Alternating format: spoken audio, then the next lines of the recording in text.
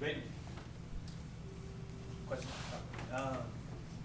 What did you think when you heard about your boys?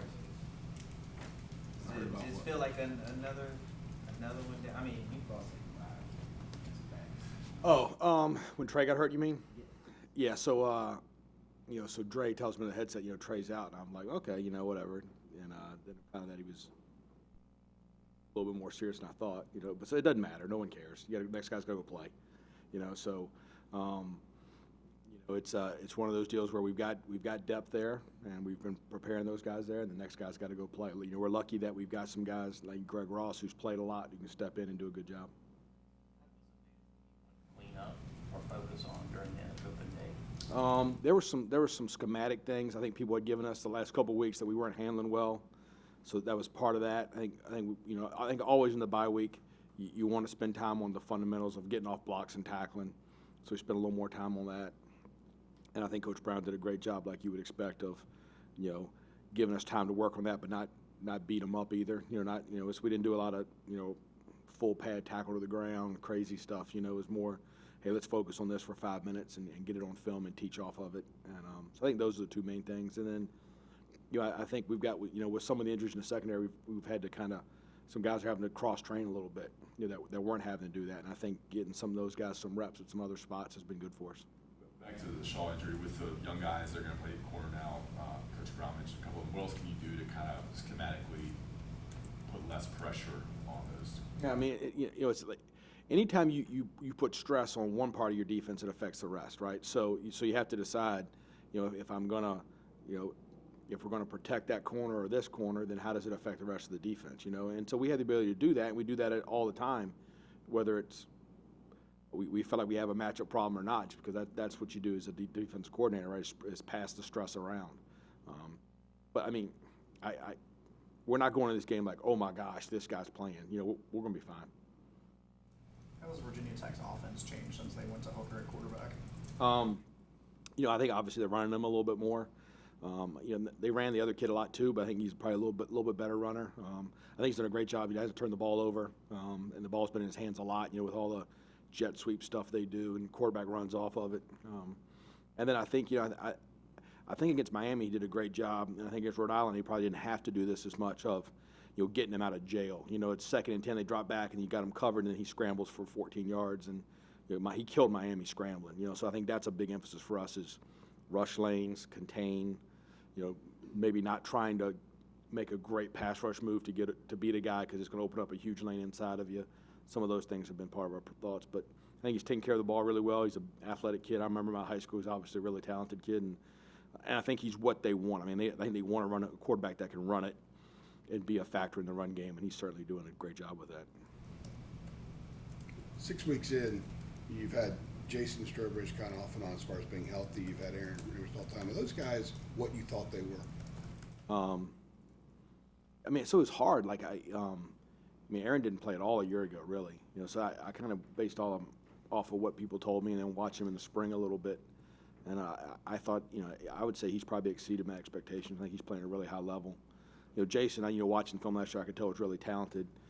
Didn't play at all in the spring, so it was pretty quick to figure out in summer camp how talented he is. But those two are really good players that play hard. They're good veteran leaders for us.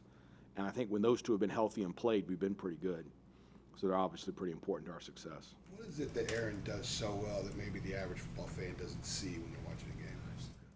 Pounds. So he takes up a lot of space. I just think, in the most simplistic way of saying it is, two guys have to block him a lot. And so that means there's somebody else not getting blocked. And so, when you consistently get that at nose guard, the rest of your defense works a lot better. When you're watching games during an open week, do you like to watch them as a fan, or are you looking for stuff that maybe think about and talk to other coaches about? I mostly watch them as a fan, but if I see something I like, I go pull it up and watch it. Yeah. Anything in particular stand out this week to you? Some of the LSU stuff. I watched LSU play. I thought it was a good, pretty crazy game. Some of the stuff they were doing, I went and looked at yesterday. But when you watch games as a fan, do you get disgusted when you watch Louisville and Wake Forest, or would you rather watch I didn't Penn watch State that. and Iowa?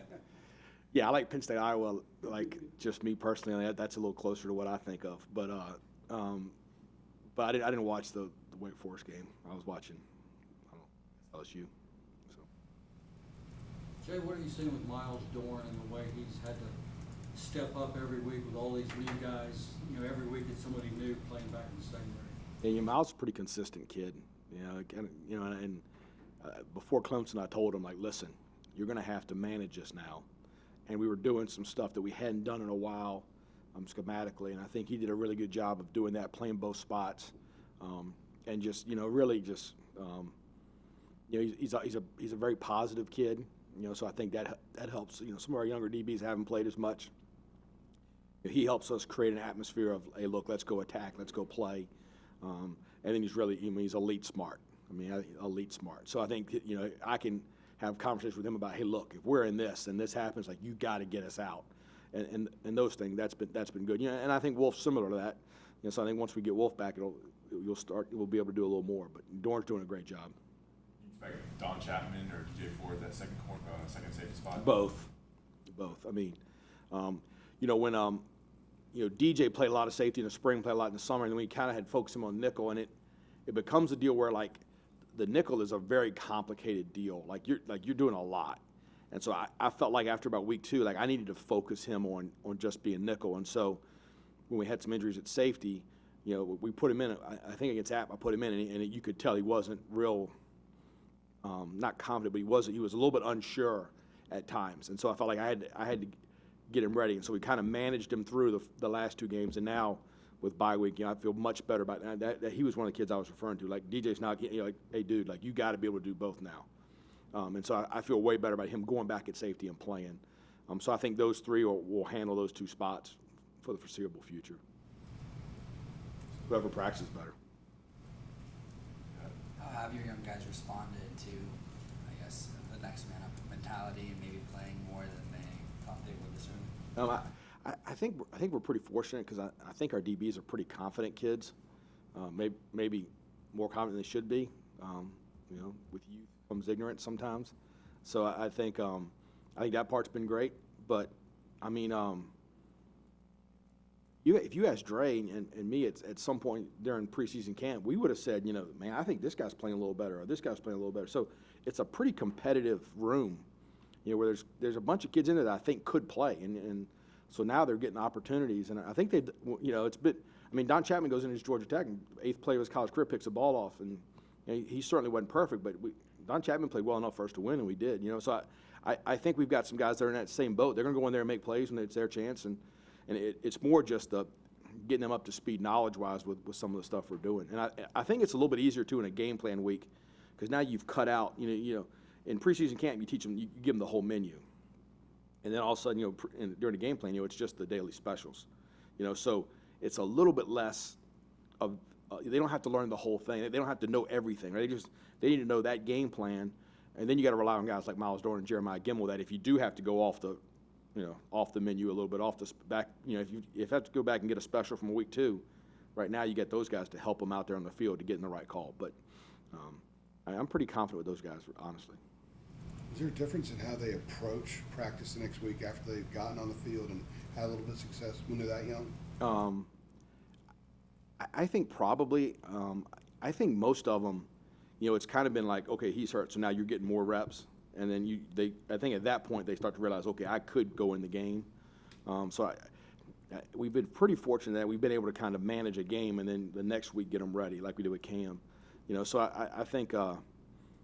I think for sure, as you get closer to that, to really playing, the preparation becomes a little bit more important to you. But I think our kids have prepared pretty well all season. I expect that to continue.